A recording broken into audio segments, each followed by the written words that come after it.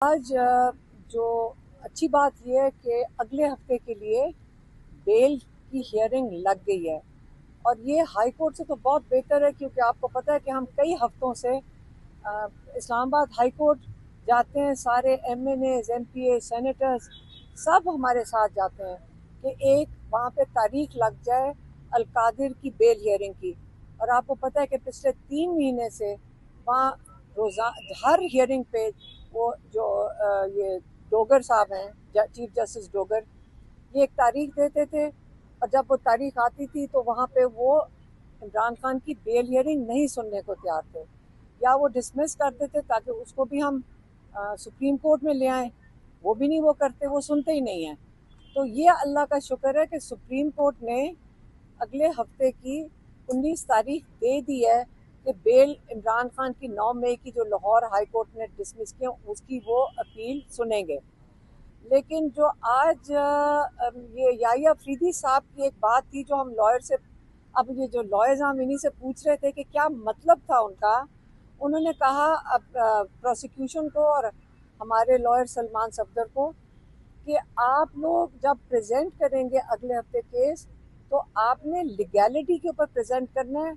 उसकी आर्ग्यूमेंट करनी है। आपने उसकी आर्ग्यूमेंट उसके केस के मेरिट्स के ऊपर नहीं करनी। आपने ये कहना है कि आया ये हाई कोर्ट ने, लाहौर हाई कोर्ट ने सही डिसीजन दिया या नहीं,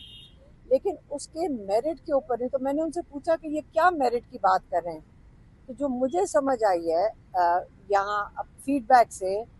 मेरिट का मतलब यह है कि जो मेज़ के नीचे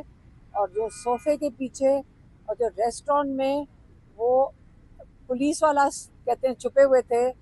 जज साहब ने कहा है कि उनकी बात नहीं करनी।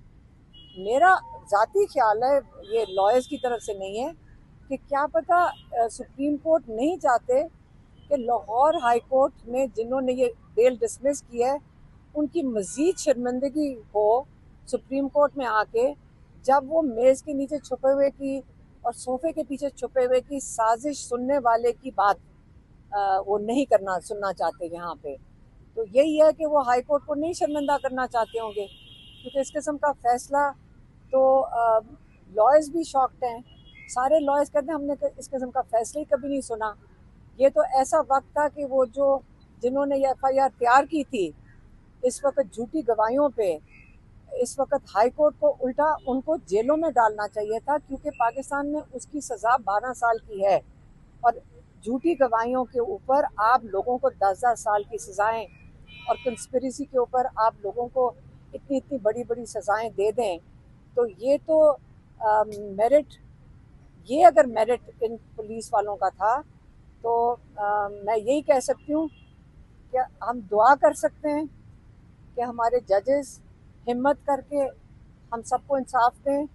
जिन लोगों को गैर कानूनी सज़ाएं दी गई हैं, अल्लाह ताला जजेस को हिम्मत दे और उनको भी इंशाल्लाह जजेस हिम्मत करके अल्लाह का नाम लें